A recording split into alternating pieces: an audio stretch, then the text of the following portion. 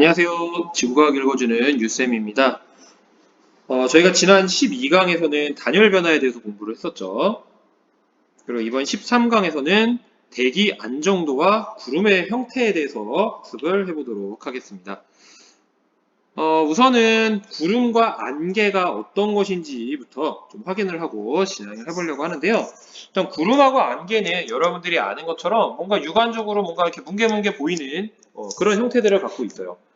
그래서 구름이라고 하면 우리는 이렇게 이야기를 하죠. 상승기류에 의해서 상공에서 응결된 수증기예요. 그러니까 상공이 중요한 표현이 되겠습니다. 안개와 비교했을 때. 그리고 이렇게 응결된 수증기 또는 빙정이 응결고도 이상의 높이에 존재한다. 이게 우리가 말하는 구름이에요. 그러니까 상승 응결고도 높이 이걸 기준으로 상공에 있다라고 우리가 흔하게 일상에서 얘기를 하는 거고요. 이 상승기류는 왜 생기냐면은 여러 가지 요인이 있을지 있지만 저희가 네 가지 정도를 이야기합니다. 전선면에서의 상승, 공기 수렴 상승, 지형적 상승, 지표면의 부등가요. 요거에 대해서는 조금 후에 다시 한번 자세하게 보고요. 자, 안개는요. 지표 부근에서 응결된 거예요. 그러니까 구름과 안개의 결정적인 차이는 뭐다? 구름은 상공에서 나타나는 거. 과학적으로 표현하면 상승 응결고도 이상의 높이에서 응결되면 구름. 지표면 부근에서 응결되면 얘가 안개입니다. 근데 안개도 생성의 원인은 크게 두 가지예요. 공기가 냉각이 돼도 포화에 도달할 수 있고요. 수증기량 자체가 늘어나도 포화에 도달할 수 있죠. 이 두 가지가 모두 존재할 수가 있다는 거죠. 그래서 뭐 구름하고 안개 한번 보시면 이렇게 나타날 수가 있겠습니다.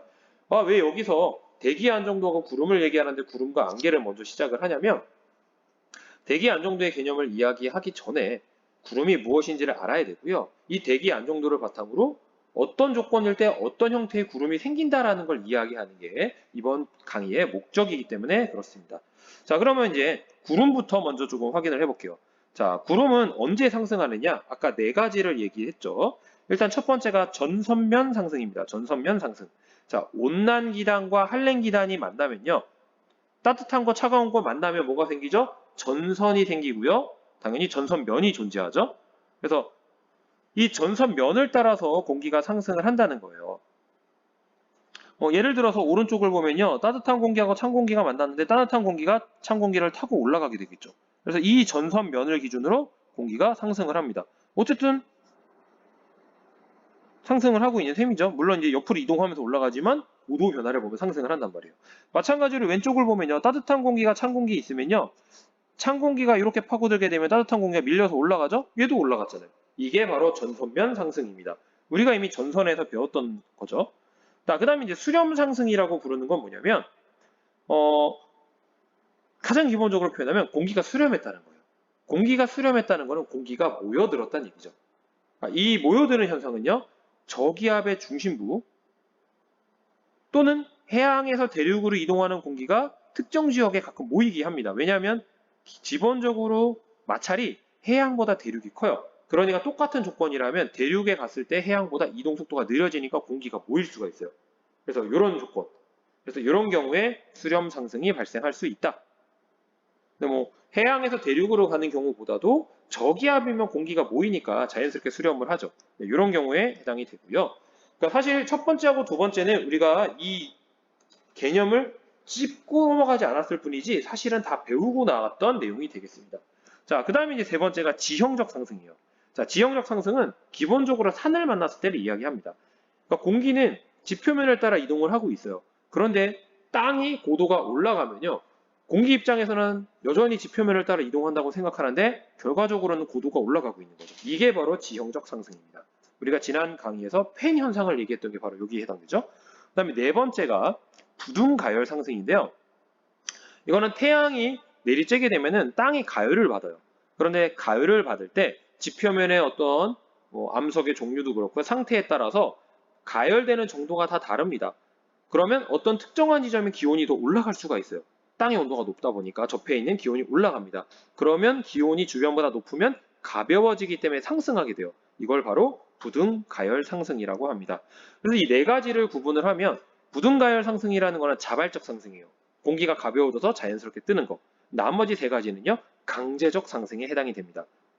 그러니까 외부적인 요인이 없었으면 얘는 상승할 수가 없는데 외부적인 조건 때문에 어쩔 수 없이 상승한다고 보시면 돼요. 자, 그 다음에 이제 다시 안개를 한번 볼게요. 안개는 아까 크게 두 가지 요인으로 나눴죠. 첫 번째가 냉각입니다. 그러니까 냉각이 일어나면요. 기온이 내려가니까 포화 수증기량이 줄어들기 때문에 상대 습도 올라가다가 응결이 일어날 수가 있죠. 근데 이 냉각에 의한 안개는 총 세 가지 종류가 있어요. 첫 번째는 복사 안개입니다. 자, 복사 안개는 지표면이 밤새도록 냉각을 받아요. 그러면 보통 새벽에 잘 생기는데 지표 온도가 내려가게 되죠. 그러니까 기본적으로 수증기량이 어느 정도 있었는데 수증기량의 변화가 없다고 하더라도 점점점 냉각을 받다 보면 상대 습도가 올라가게 된단 말이에요. 그래서 이런 경우에 생기는 거를 우리는 복사 안개라고 하고요. 주로 바람이 약한 날. 왜? 공기가 빠르게 움직이면 수증기량이 변하기 때문에 잘 생기지 않아요. 그래서 바람이 약한 날, 그리고 보통 새벽이나 일출 전에 나타나고요. 그 다음에 이류 안개라는 거는 공기가 이동을 하는데 고온 다습한 공기가 있었어요. 그런데 차가운 지역으로 이동을 합니다. 그러면 차가운 지역으로 이동하면 당연히 공기도 영향을 받죠. 그래서 기본적으로 습도가 높았는데 기온이 내려가니까 얘는 포화에 도달하기 쉽습니다. 그러면 이런 경우에 안개가 발생을 해요. 여름철 바다 안개가 가장 대표적입니다. 그 다음에 활승 안개. 자, 이거는 기본적으로 습도가 상당히 높아요. 뭐 100은 아니더라도. 그런데 걔가 산맥의 경사면을 따라 올라가다 보면 또 기온이 내려가죠. 그래서 응결이 되면서 지표 부근에서 생기는 게 바로 활승 안개입니다. 일반적으로 팬 현상에 의해서 생성되는 구름보다 낮은 고도에서 생겨요. 구름은 상승 응결고도 이상을 보통 얘기한다고 했죠. 그래서 이렇게 안개가 총 세 가지가 있고요. 뭐 그냥 눈으로만 보면 이렇습니다.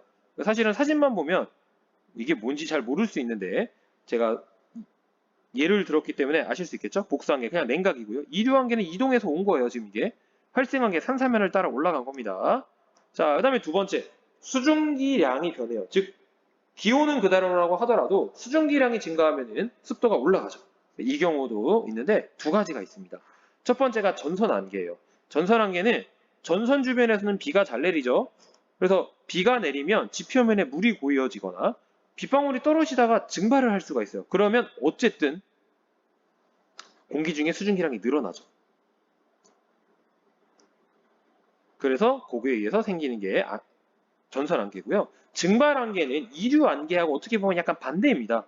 아까 이류 안개는 따뜻하면서 다습한 공기가 차가운 곳으로 와서 응결이 된 거죠. 그래서 냉각이에요. 증발 안개는 차가운 공기예요.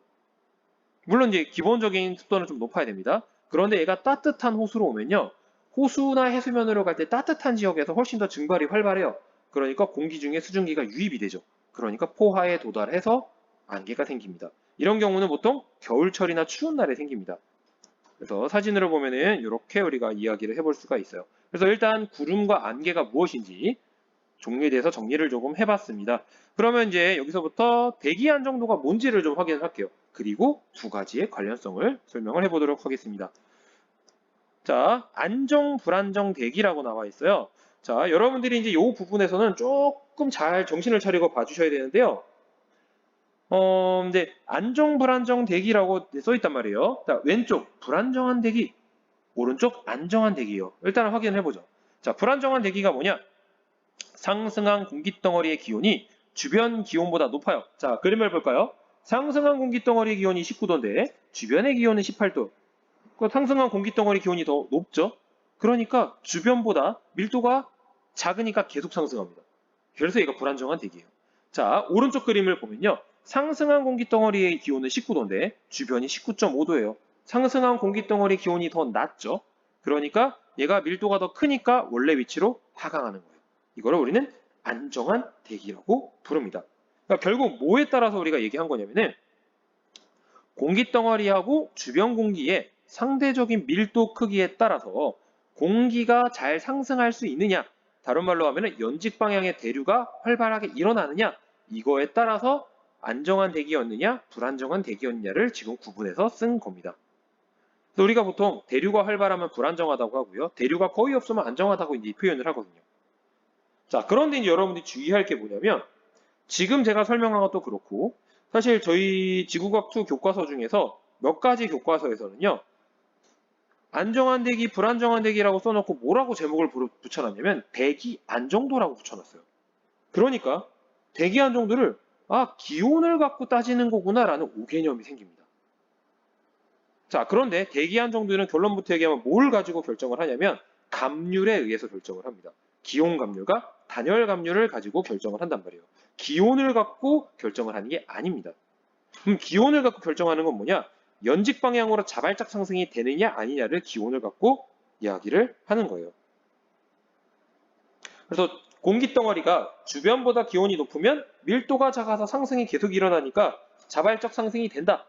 반대로 기온이 낮으면 밀도가 커서 오히려 아래로 내려가고 싶어 하잖아요. 그러니까 자발적 상승이 잘 일어나지 않는다. 이렇게 이야기를 하는 거죠.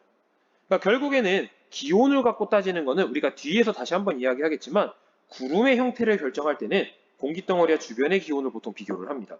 그런데 대기 안정도를 판단해라 라고 하면은 기온을 갖고 하는 경우에는 틀리는 경우가 생길 수가 있어요. 그러니까 기온으로 하더라도 거의 맞지만 엄밀한 정의는 감률을 갖고 따진다는 겁니다. 자, 그래서 지금 여기 있는 것처럼 기온을 갖고 하는 거는 엄밀히 대기 안정도는 아니다. 그냥 자발적 상승이 잘 되느냐 안 되느냐 그걸 가지고 안정이다 불안정이다를 보통 우리가 이야기한다. 이겁니다. 자, 그럼 대기 안정도라는 개념은 뭐냐면 기층의 수직 운동으로 우리가 볼 건데 자, 그림을 보시면 왼쪽을 보시면 어떤 사람이 A라는 바위를 막 굴려요 위로.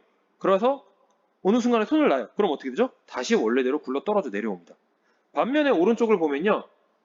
조금만 밀어도 원래 위치에서 계속해서 멀어지게 되는 거죠. 자, 이것처럼 공기덩어리라고 생각을 했을 때 연직 방향으로 조금 움직였을 때 원래 위치로 돌아오려는 성질을 가졌다. 이거를 우리는 안정한 상태다라고 얘기하고요.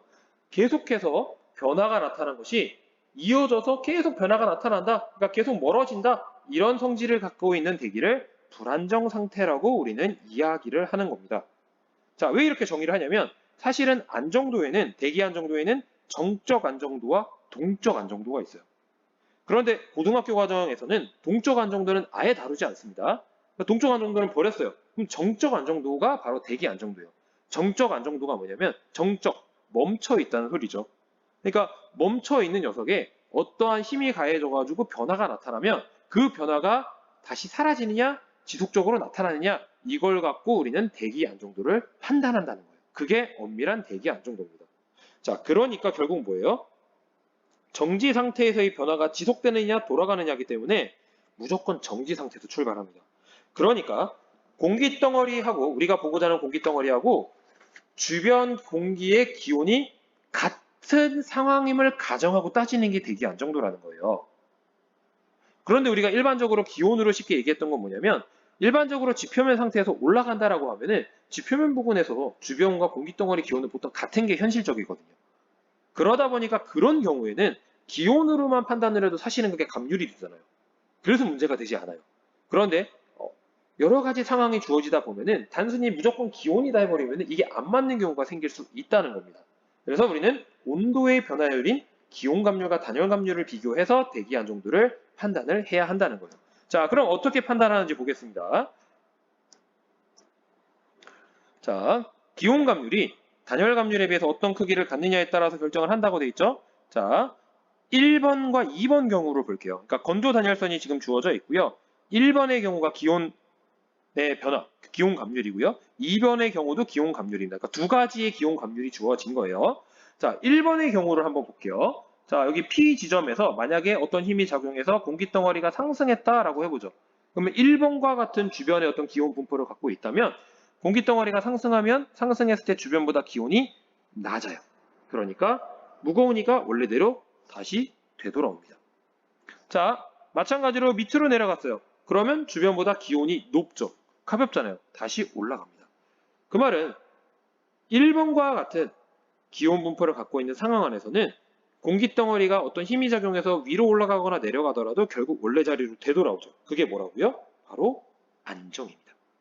반면에 2번의 경우에는 자, 공기덩어리가 상승을 했어요. 그랬더니 주변 기온보다 기온이 높죠. 계속해서 상승합니다. 자, 내려갔어요. 주변보다 기온이 낮죠. 무거우니까 계속해서 내려갑니다. 변화가 계속적으로 나타나죠. 그러니까 이 경우가 바로 불안정입니다. 자, 그래서 우리가 A와 B 상황을 따져보면요. 어디가 건조 단열 감률이 더 큰 거예요? 건조 단열 감률이 더 큰 게 1번의 경우죠. 기온의 변화량이 1-보다 QPR이라고 되어 있는 건조 단열선이 더 큰 거죠. 그래서 지금 A라고 된 게 지금 1-고요. 이게 2-이 상태로 되어 있는 그래프가 되겠습니다. 그래서 아까 따진 것처럼 결국 A가 안정한 거고 B가 불안정한 거죠. 그러니까 1번이 안정한 거고 2번이 불안정하다. 우리가 이렇게 판단하는 게 바로 대기 안정도를 우리가 정확한 정의에 따라서 판단을 하는 겁니다. 자, 그럼 같은 내용을 한번 그림으로 볼게요. 자, 왼쪽부터 가나 다가 되어 있는데 안정이라고 되어 있죠? 안정이라고 되어 있는 거는 기온 감률이 건조 단열 감률보다 작아요. 그러니까 공기덩어리 이렇게 상승을 하면 주변보다 기온이 낮으니까 얘가 무겁죠. 다시 되돌아옵니다. 그래서 안정이라는 거고요. 얘가 상승을 하면 주변보다 기온이 높아요. 그러면 계속해서 상승을 합니다. 그래서 불안정한 거고요. 그 다음에 마지막 중립은요. 기온 감률과 건조 단열 감률이 같아요. 그래서 만약에 A에 있던 공기가 B까지 상승을 하면요. B 위치에 그대로 머뭅니다. 이거를 중립이라고 우리가 이야기한다는 거예요. 자, 그러면 이거를 이제 일반화시켜서 한번 이야기를 하면요.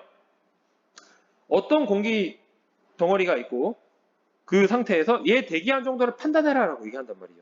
자, 대기한 정도를 판단하면요. 보통 우리는 세 가지로 이야기를 합니다. 물론 이제 우리가 중립까지 얘기하면 네 가지를 얘기하지만 뭐 그 경우는 아주 드물기 때문에 보통은 세 가지를 얘기해서 어떻게 절대 안정, 조건부 불안정, 절대 불안정 이렇게 세 가지로 나눠서 대기 안정도를 이야기를 합니다. 현실에서는 사실은 대륙권 내에서 공기가 지형, 뭐 전선 등의 영향을 받기 때문에 고도에 따른 기온 분포는 계속해서 변해요. 그래서 일반적으로 기온 감률은 혼합되어 있는 대기의 온도 변화를 의미하고요. 단열 감률은 주변 대기와 혼합되지 않고 독립적으로 단열 변하는 공기덩어리 온도 변화를 의미를 합니다.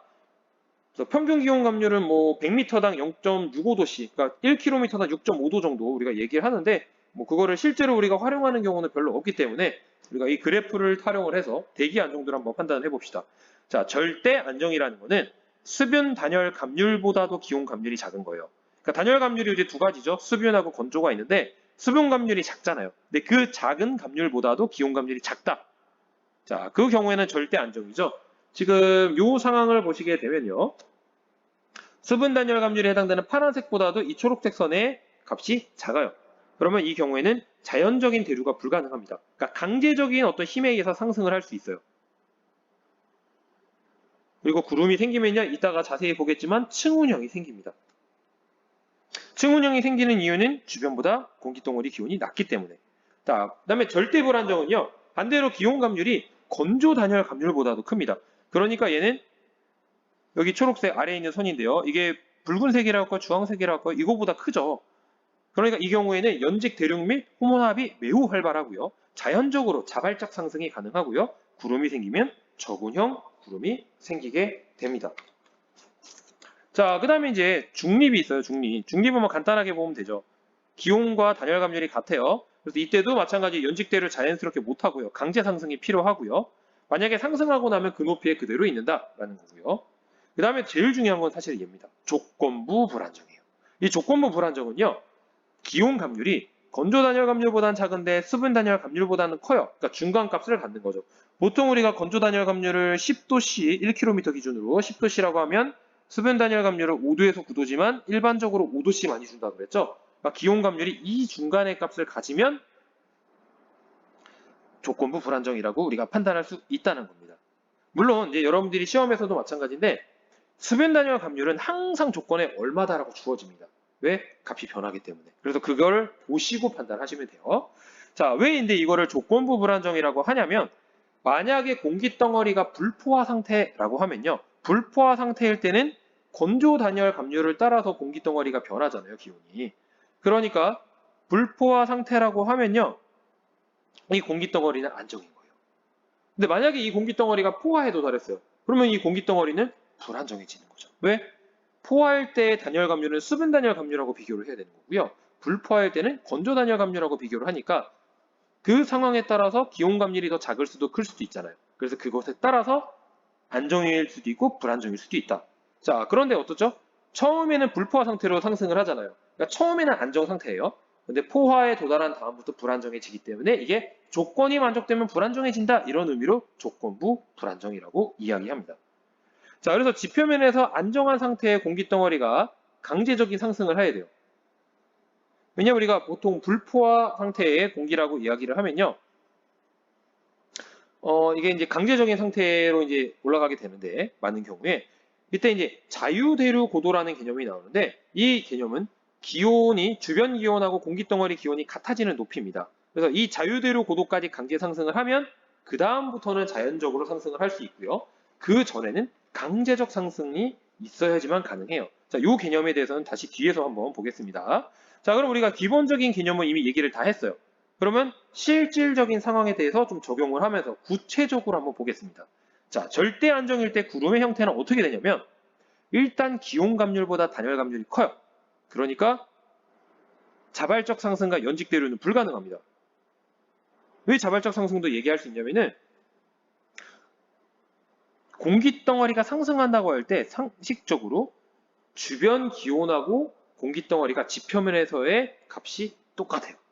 처음 출발부터 기온이 주변 공기덩어리하고 주변하고 기온이 다르다? 이거는 굉장히 비현실적인 상황이거든요. 그래서 아주 특이한 경우가 아니라면요. 내가 생각하고 있는 공기덩어리하고 주변하고는 기온이 똑같은 상태에서 출발합니다. 그러니까 기온 감률보다 단열 감률이 크다고 했을 때 결국에는 그 상황에서 올라가게 되면요. 공기덩어리의 온도가 주변하고 비교하게 되면은 공기덩어리의 온도가 주변보다 더 낮은 거죠. 그러니까 얘가 강제적 상승만이 가능하게 되는 거예요. 자, 그러니까 구름이 생성되려면요. 반드시 강제 상승이 있어야 되고요. 상승 응결고도 이상으로 강제 상승이 돼야지만 충운형 구름이 생깁니다. 그러니까 여기 지금 1km가 상승 응결고도예요. 그런데 만약에 강제 상승, 뭐 산이 있었다. 근데 산의 고도가 800m라서 거기까지밖에 못 올라갔다. 그러면 구름이 생길 수가 없는 거죠. 그러니까 1km 높이까지 어쨌든 강제 상승을 한다면 그때 비로소 포화에 도달하면서 구름이 생기는데 이때는 안정한 상태이기 때문에 자발적인 상승이 안 되잖아요. 그러니까 구름이 생겨도 옆으로 퍼지지 위로 올라가지 못합니다. 그래서 층운형 구름이 생긴다는 거죠.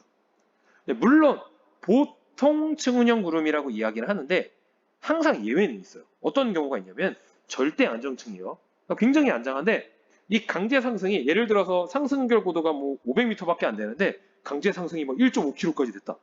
그럼 어떻게 되죠? 계속해서 올라갈 수 있는 힘이 있죠. 그러니까 이때는 두꺼운 구름이 생길 수도 있어요. 이론적으로 보면. 그래서 두꺼운 저근형 구름이 생길 수도 있는데 현실에서는 거의 일어나지 않습니다. 그래서 우리가 절대 안정인 경우에는 층운형 구름이 생긴다라고 보통 이야기를 한다는 거예요. 자, 되셨죠? 자, 그럼 이제 반대의 경우도 생각해 볼 수 있겠죠? 절대 불안정. 자, 절대 불안정은 반대죠. 기온 감률보다 단열 감률이 작아요. 마찬가지로 시작되는 온도가 같습니다. 그러면 주변 기온보다 상승하고 있는 공기덩어리의 기온이 높기 때문에 얘는 처음부터 자발적 상승을 할 수 있는 거죠. 자, 그래서 자발적 상승을 하기 때문에 대류응결고도 이상의 높이에서는 저군형 구름이 생깁니다. 왜? 위로 자발적으로 계속해서 상승할 수 있으니까. 자, 근데 여기 또 생소한 용어가 나왔어요. 대류응결고도. 자, 얘는 또 뭐냐면 상승 응결고도하고는 조금 다른 개념이고요. 그래서 제가 엄밀한 의미로 지금 써긴 했어요. 근데 이제 이 상황에서는 상승 응결고도하고 대류 응결고도의 높이가 똑같습니다. 그러니까 우리가 고등학교로 본다면 그냥 상승 응결고도라고 봐도 이 조건에선 똑같다는 거예요. 그러니까 대류 응결고도라는 거는 뭐냐면 지표 부근의 공기가 가열을 받아서 온도가 상승을 하면 그 후에 단열적 상승을 이용해서 포화에 이르게 되는 고도입니다. 그러니까 자발적 상승을 시키고 싶은 거예요. 그러니까 근데 이제 이 상황을 보면요. 지표면에서 공기덩어리가 특별히 가열을 받지 않아도 애초에 조금만 올라가도 주변보다 기온이 높은 상황이죠. 그러니까 가열을 받을 필요가 없어요. 그래서 이런 상황에서는 대류응결고도하고 상승응결고도가 같습니다. 그래서 여러분들이 대류응결고도 생소해서 저 너무 어려워요. 네, 그냥 상승응결고도라고 생각하셔도 지금 이 상황에선 맞다.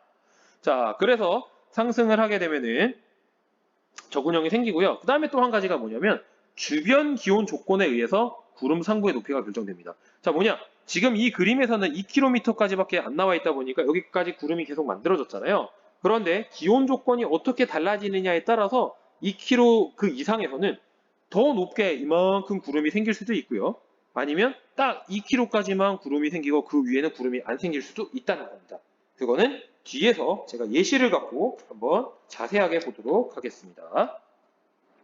자, 조건부 불안정을 한번 볼게요. 이게 제일 중요한데 조건부 불안정은 기온 감률이 수분 단열 감률보다는 크지만 건조 단열 감률보다는 작잖아요.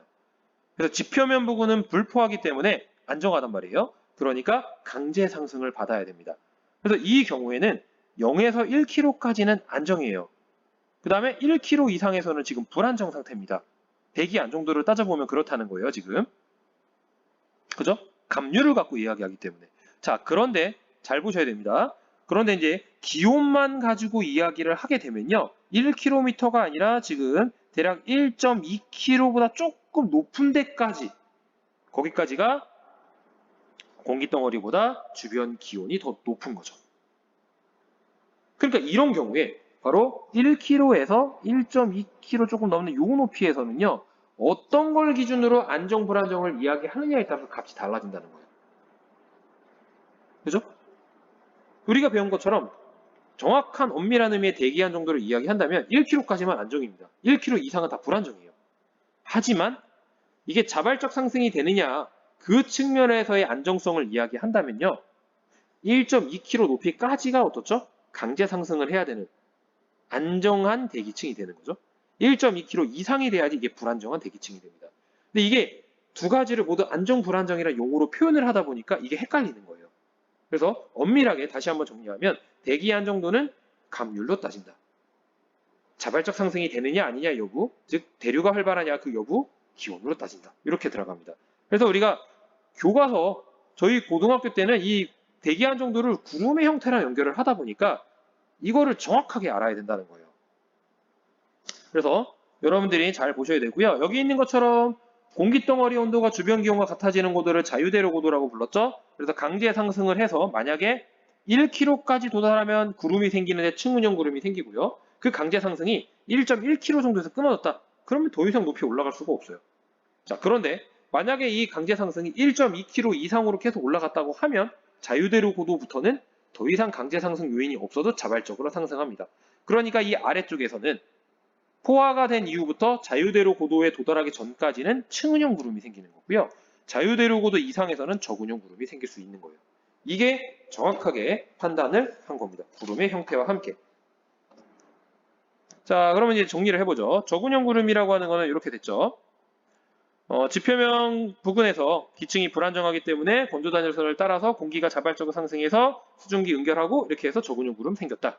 자, 그런데 아까 구름의 어떤 최대 높이가 정해진다 그랬죠? 보시면 여기 B점에 도달했다고 해볼게요. B점에 도달하면요. 다시 주변 기온과 공기덩어리 기온이 같아집니다. 그리고 B점보다 올라가게 되면요. 공기덩어리보다 주변의 기온이 더 높아요. 그러니까 공기덩어리가 더 이상 상승을 자발적으로 할 수가 없어요. 그러니까 여기까지만 구름이 생긴다는 거예요. 그러니까 자발적 상승이 완료가 된 겁니다. 그래서 이 고도를 우리는 평형 고도라고 또 불러요. 그래서 우리가 사실은 고도가 4가지가 있는데 저희가 교육과정상에서 가장 중요하게 여기는 것은 상승 응결 고도고요. 나머지 3개는 교재에 따라서 교과서에 따라서 언급이 되는 교과서가 있고 아닌 교과서가 있기 때문에 참고로 알아두시면 되겠습니다. 하지만 이제 용어가 나오지 않는 거지 이런 개념들이 활용되지 않는 것도 아니기 때문에 개념은 또 알고 계셔야 돼요. 자, 그 다음에 이제 층운형 구름은 이렇게 돼 있죠.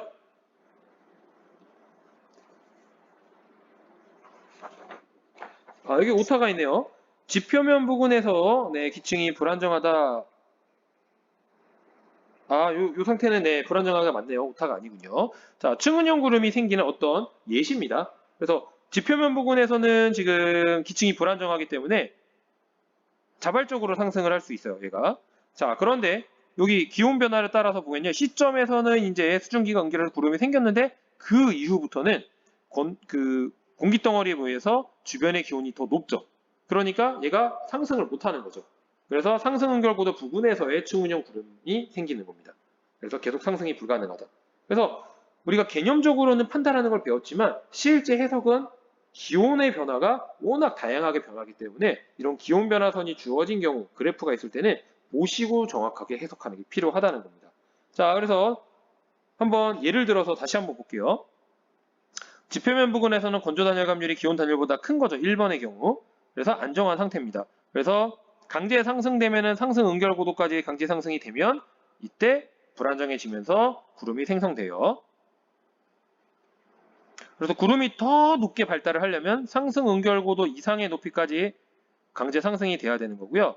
자유대류고도 이상이 되면은 얘가 점점점 자연 상승이 되니까 고도가 높아질 수 있는 거죠. 2번은요, 1번하고 조건은 같은데 이 자유대류고도하고 평형고도가 좀 더 높은 거예요. 그러다 보니까 이제 상승 응결고도까지 간 다음에 자유대류고도에 갈 때 강제 상승이 자유대류고도까지 갈 수 있다면 그 이후로는 자발적 상승이 되니까 구름의 두께가 커질 수 있다. 저근형 형태가 될 수 있고 평형고도까지 도달하게 되면 더 이상 구름이 형성이 안 된다 그랬죠. 그래서 이런 식의 모양이 될 수 있다는 거죠.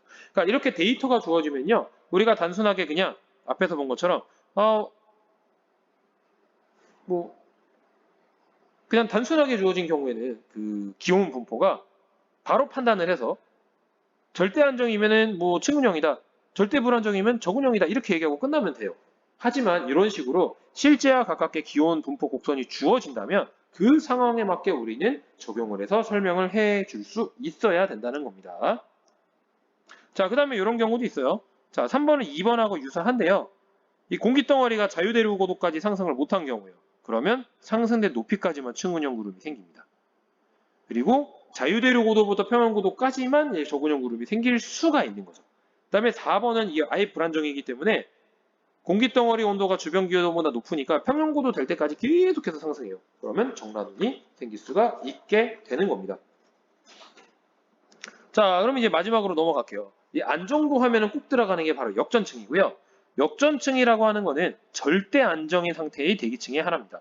그러니까 고도가 높아질수록 보통 기온이 내려가죠. 대류층에서는. 근데 기온이 상승하는 경우가 생겨요. 그래서 이때는 대기가 엄청 안정하죠. 그래서 공기의 연직 운동이 제한이 되면서 오염물질이 정체를 합니다. 그래서 만약에 하층 역전이 생겼어요. 그러니까 지표면 부근에 역전이 생기면요, 보통 언제 생기냐면 복사 냉각에 의해서 생기는데, 이런 경우에는 이런 식으로 정오 이렇게 해가 떠 있을 때는 잘 있다가 해가 지기 시작하면 지표면에서 냉각을 받으니까 역전층이 생기고요. 이게 해가 뜨기 직전까지가 최대 역전층을 갖게 됩니다. 그래서 해가 뜨면서 다시 혼합층이 생기는 거죠. 그러니까 혼합층은 아래쪽이 기온이 더 높기 때문에 잘 대류가 발생을 하는 층이죠. 그래서 이런 것들이 나타나는데 하층 지표 역전이 이런 과정이 나타납니다. 그래서 혼합층 깊이가 작아졌다라고 하는 게 있는데, 이 혼합층 깊이라는 거는 지표면으로부터 대류 운동이 발생하는 높이까지의 두께예요. 그래서 혼합층 깊이가 커지면 깨끗한 공기하고 오염물질이 혼합이 잘 되기 때문에 희석이 돼서 우리가 살기가 되는데, 혼합층 깊이가 작아지면 오염물질이 매우 작은 부피 안에 들어가기 때문에 이게 밀도가 굉장히 커지죠. 오염물질의 밀도가. 그래서 우리 안에 큰 피해를 줄 수 있다라는 겁니다. 그래서 일반적으로는 대기가 불안정할수록 혼합층 깊이가 증가하잖아요. 그래서 겨울철보다 여름철의 혼합층 깊이가 더 큰 편입니다. 하층 역전의 경우에. 자, 그 다음에 상층 역전 같은 경우에는요, 뭐가 있냐면 공기덩어리가 하강하는 경우가 있어요. 침강한다고 보통 얘기하죠. 그래서 여기가 만약에 공기덩어리가 있다고 치면 위쪽이 A, 아래쪽이 B라고 했을 때 얘가 침강을 합니다. 그러면 이 녀석들이 단열감률을 따라서 변하게 되는데, 이게 고도가 내려가게 되면 기본적으로 공기 기압이 커지기 때문에 부피가 줄어든다 그랬죠. 그러니까 상층도 그렇고 하층, 즉 A점, B점 모두 단열감률을 따라 똑같이 변하는데, 문제는 뭐냐면 위쪽이 더 많이 변한 것처럼 보여진다는 거예요. 이게 압축됐다고 보는 거죠. 기압이 커졌으니까. 그러니까 결국 원래 상층과 하층의 기온차가 별로 나지 않는 경우에는 공기덩어리가 하강했을 때 상층의 기온이 더 상승할 수가 있게 되는 겁니다. 더 많이 플러스 되는 과정을 겪기 때문에 압축이 돼서. 그래서 이런 경우가 바로 상층 역전이라고 부릅니다. 자, 그래서 이 역전층이 발생했을 때는 결국 대기 오염하고 연결을 짓기 때문에 이것만 확인하시면 되는데요. 지금 불안정하기라고 되어 있는 요거는요, 전체적으로 불안정해요. 그래서 오염물질이 발생하면은 위아래로 전체적으로 잘 퍼져나가고요. 중간 위에 거는요, 완전히 역전층이다. 완전히 안정한 상태죠. 그러니까 그 높이 그대로 유지가 됩니다. 그 다음에 중립인 경우에는 퍼져나가긴 하지만 거의 그 높이 유사하게 조금씩 퍼져나가는 형태예요. 자, 그 다음에 아래쪽이 좀 더 일반적인데 하층에 역전이 발생했다. 하층에 역전이 발생하면 역전층은 안정층이란 말이죠. 근데 이 굴뚝의 높이가 그 역전층보다 위에 있어요. 그러니까 이게 위쪽은 불안정하기 때문에 위쪽으로는 계속해서 퍼져나갈 수 있는데 역전층 내로는 못 들어옵니다. 그러니까 이 경우에는 사실은 지표 부근에 살고 있는 사람한테는 굉장히 좋은 거죠. 근데 이제 이게 어려운 게 뭐예요? 그만큼 굴뚝을 높이 만들어야 되잖아요. 현실에서는 이렇게 굴뚝을 높이 만들기가 쉽지가 않아서 문제가 되는 겁니다. 물론 이제 그렇게 만드는 게 가장 좋기 때문에 가끔 보시면 굴뚝의 높이가 굉장히 높은 애들 있죠? 네, 그 이유가 다 있는 겁니다. 자, 그 다음에 이제 중간에 아래 거는요, 반대예요. 위에가 역전층이고요, 아래가 불안층입니다. 근데 이제 굴뚝의 꼭대기가 어떻게 돼 있어요? 불안정층 안에 들어가 있죠. 그러므로 이 경우에는 위쪽 역전층 위로는 오염물질이 못 가잖아요. 그러니까 아래쪽으로 다 내려와요. 이걸 훈증형이라 그러는데 이런 경우에, 이런 분포를 갖는 경우에 가장 오염물질의 밀도가 지표 부근에 높습니다. 가장 치명적이에요. 그 다음에 이제 중간에 위쪽, 아래쪽 모두 역전이 생기는 경우가 시간에 따라 중간에 잠깐 생기는데 그때는 중간으로만 간다. 이렇게 되어 있습니다. 그래서 뭐 이거를 일일이 외운다기보다는 기온의 분포, 단열 감률의 분포에 따라서 안정 불안정을 판단을 하고 굴뚝의 높이가 어디 있느냐에 따라서 이게 지표면에 오염물질이 잘 올 수 있느냐 아니냐 요거를 판단해 주시면 되는 겁니다. 자, 긴 시간 동안 수고 많으셨고요. 여기까지 대기한 정도와 구름에 대해서 이제 공부를 하고요. 다음 시간에는 대기를 움직이는 힘과 바람의 종류에 대해서 공부를 해보도록 하겠습니다. 네, 수고 많으셨습니다.